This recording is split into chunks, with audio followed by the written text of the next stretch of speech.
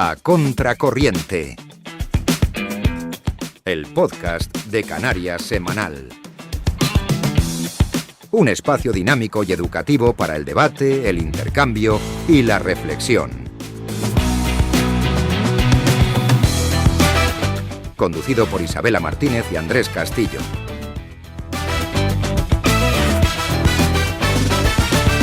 Cultura, sociedad, deporte, política, filosofía, ciencia. Hablaremos sin censuras sobre cualquier tema de interés. Acompáñanos en este viaje, donde nos arriesgaremos a cuestionarlo todo para atrevernos a pensar. En el programa de hoy reflexionaremos sobre los BRICS y la multipolaridad. ¿Representan estos países una posible vía para el progreso y la emancipación de los pueblos? ¿Podrían los BRICS y el mundo multipolar abrir el camino para llegar al socialismo? ¿Cómo deberían posicionarse las clases trabajadoras ante el nuevo panorama geopolítico mundial?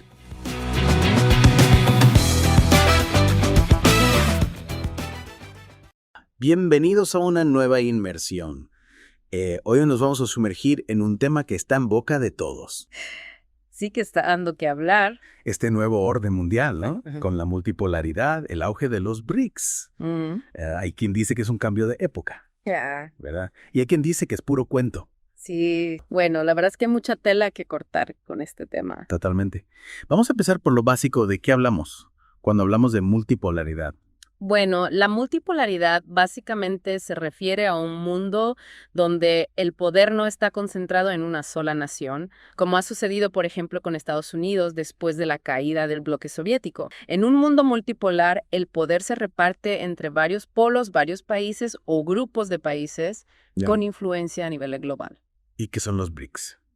Que últimamente se escucha mucho ese término. Los BRICS son un grupo de países, ¿no? Un acrónimo de Brasil, Rusia, India, China y Sudáfrica, que se han unido para intentar tener más peso en la toma de decisiones a nivel mundial, tanto a nivel económico como político. O sea que ya no se trata solo del tío Sam dando órdenes, ¿no? Exacto, esa es la idea. Hay otros actores. Hay otros actores en el escenario internacional. Pero, ¿qué buscan estos BRICS? ¿Cuáles son sus motivaciones? Pues, en principio, la idea es unir fuerzas para tener más peso en la toma de decisiones a nivel mundial, tanto en economía como en política.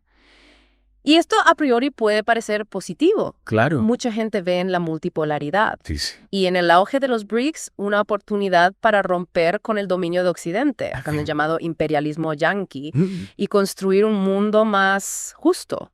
Es verdad que esa idea de un mundo menos occidentalizado suena atractiva para mucha gente. Sí.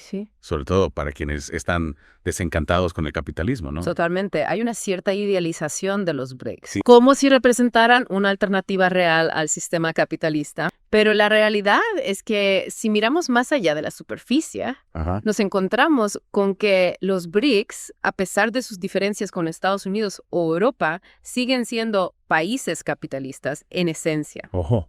Que no se nos olvide ese pequeño detalle. Claro. El capitalismo sigue siendo el motor del mundo. Exacto. Incluso en este nuevo escenario multipolar. Es como cambiar de caballo, pero seguir en la misma carrera. Y para muestra un botón. La India.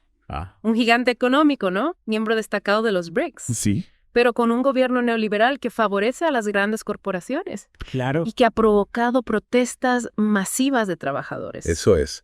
Un ejemplo claro de que ser un país BRICS no te convierte automáticamente en un adalid de la justicia social. No, para nada. Ni mucho menos. Y si analizamos a Rusia y a China, que a menudo se presentan como una especie de contrapoder socialista a Occidente, nos damos cuenta de que también son países capitalistas hasta la médula. Es curioso cómo a veces, incluso en la izquierda, se idealiza a Rusia y China como si fueran la reencarnación de la Unión Soviética. Sí, ¿verdad? Totalmente. Pero la historia nos dice otra cosa. La historia nos dice otra cosa así. Rusia, tras el colapso de la Unión Soviética, se lanzó de cabeza al capitalismo más salvaje. Claro. Con una oligarquía que se apoderó de las riquezas del país.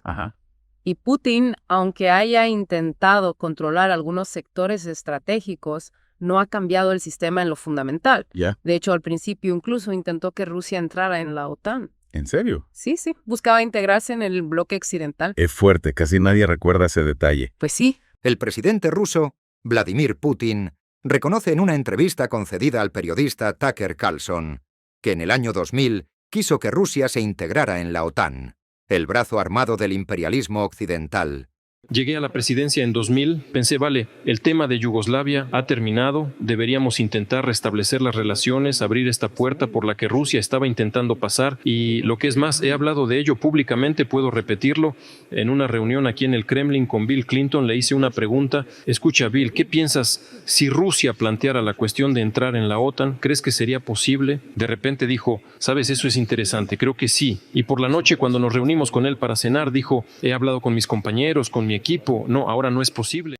O sea que Putin también quería ser parte del club. Sí, pero Occidente no le abrió las puertas.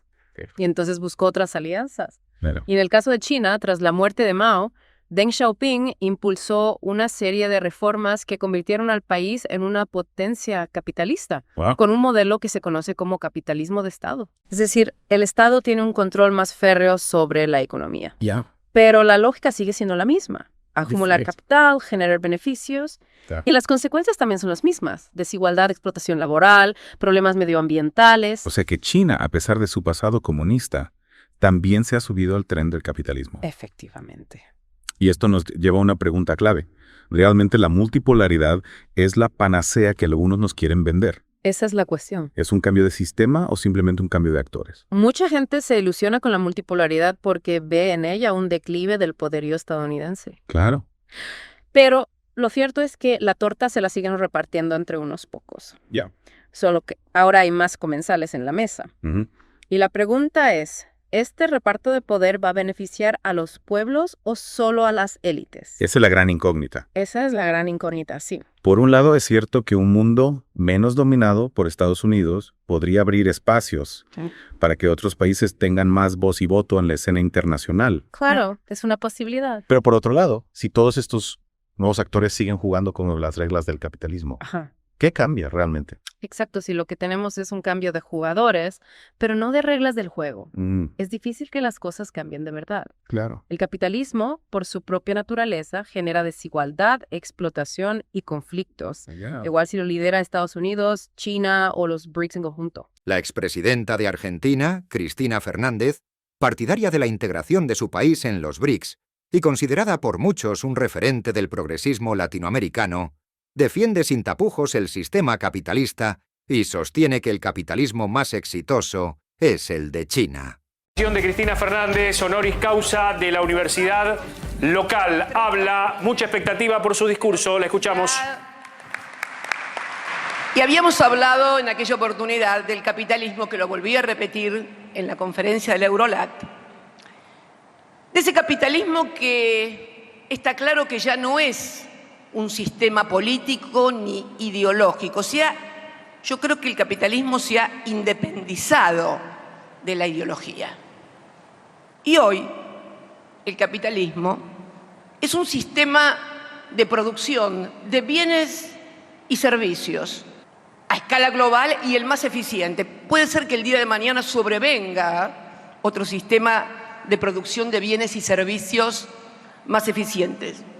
No pareciera que alguien estuviera alumbrando esa posibilidad.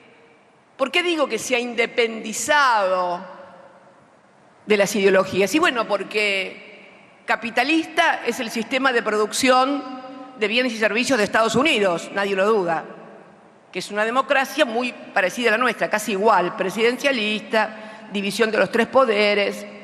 Pero en China también el sistema de producción de bienes y servicios es capitalista. ¿Y quién gobierna en China? El Partido Comunista Chino. Es más, si yo dijera en términos de eficiencia de un sistema capitalista para incluir trabajadores, o sea, para incluir al sistema de producción capitalista, gente diría que hoy el más exitoso es el de China. Con lo cual, esto de que cuando uno tiene ideas acerca de la justicia social, de la distribución del ingreso, que es zurdo o comunista, por favor, encuentren una mejor argumentación, porque eso se terminó. Eso se terminó. Vamos a hacer una pausa para respirar. En la próxima parte de nuestra inmersión seguiremos explorando este complejo tablero de la multipolaridad. Muy bien. ¿Es realmente un freno al imperialismo o simplemente una nueva forma de imperialismo? No se pierdan la segunda parte de esta apasionante inmersión. Ahí estaremos.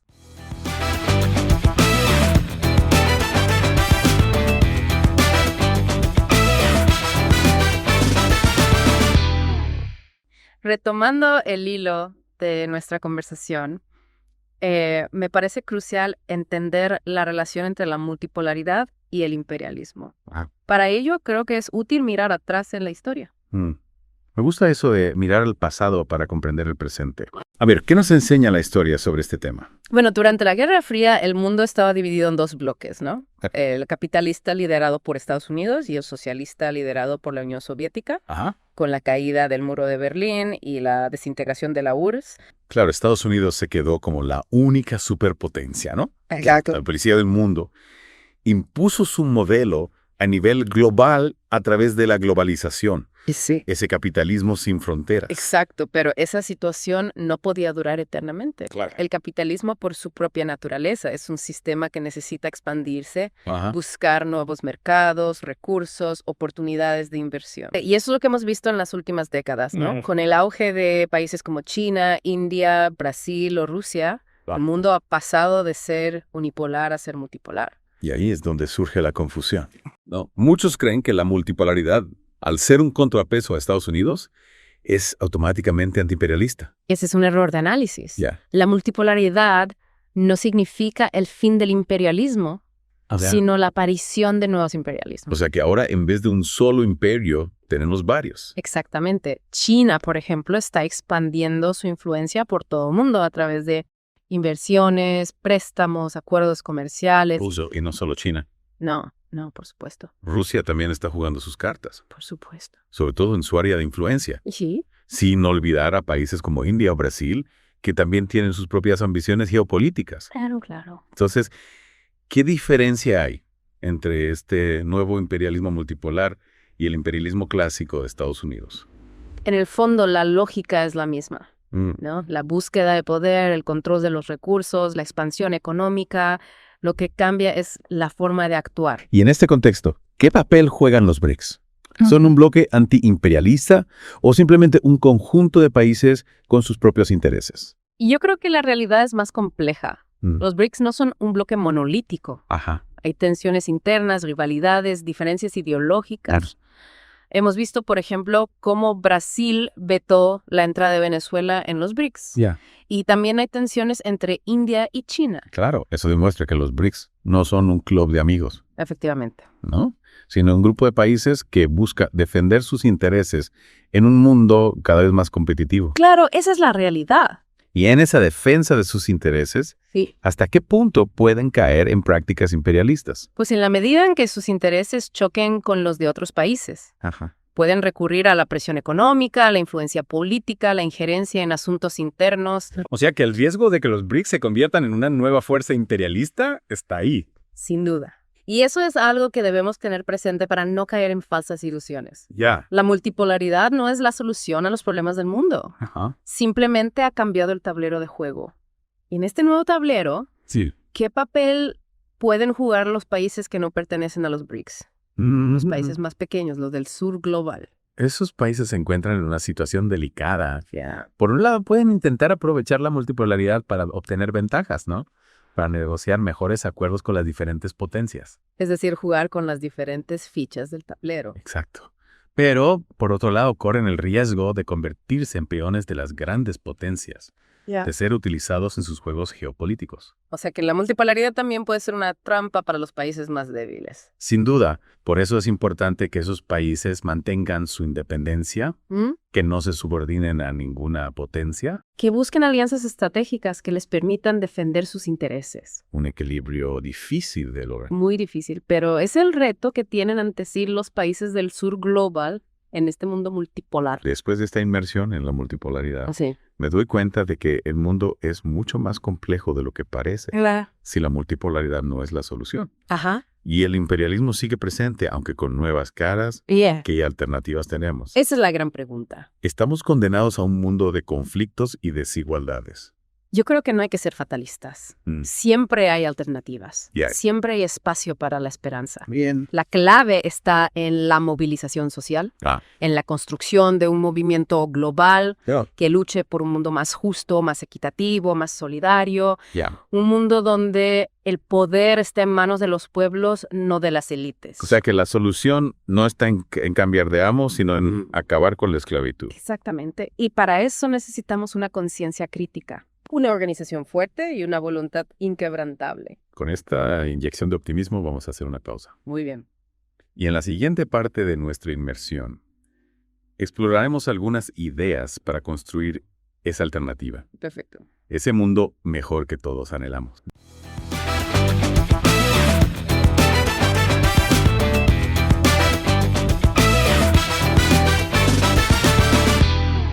Después de navegar por estas aguas tan complejas de la multipolaridad y el imperialismo, me queda una pregunta en el aire. ¿Qué podemos hacer? Claro. ¿Hay alguna alternativa real a este sistema que parece condenarnos, ¿no? A la desigualdad, al conflicto? Yo creo que sí que hay que ser optimistas. No hay que perder la esperanza. La historia nos demuestra que los sistemas cambian. Lo que hoy parece inamovible puede derrumbarse mañana.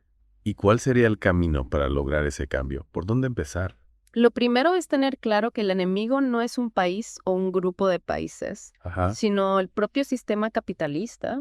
Es el capitalismo con su lógica de acumulación y explotación, el que genera la desigualdad, la pobreza, las guerras. O sea que no se trata de cambiar de bando, sino de cambiar de juego. Exacto, ese es el punto clave. Y para cambiar de juego, ¿qué necesitamos? Necesitamos construir un movimiento global que trascienda las fronteras.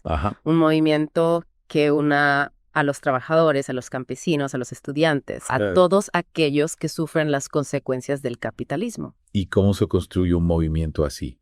¿Cuáles serían las bases? Yo creo que hay varios pilares fundamentales. En primer lugar, la conciencia crítica.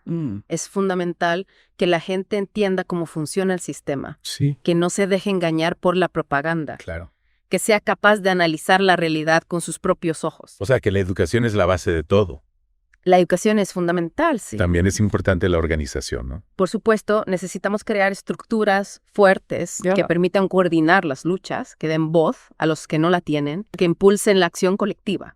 Y por supuesto, la solidaridad. La solidaridad es fundamental. Sin solidaridad, sin unión entre los pueblos, es imposible hacer frente a un enemigo tan poderoso como el capitalismo global. Totalmente de acuerdo. La solidaridad es la clave para romper las barreras que nos dividen, para construir un frente común contra la explotación y la injusticia. La verdad es que después de esta inmersión me siento un poco abrumado. Es normal. Pero también con una cierta esperanza. Sí, yo creo que es normal que te sientas así. El mundo es complejo, lleno de contradicciones. Pero no hay que desanimarse. La lucha por un mundo mejor es una carrera de fondo. Y cada paso que damos, por pequeño que sea, nos acerca a la meta. Totalmente de acuerdo.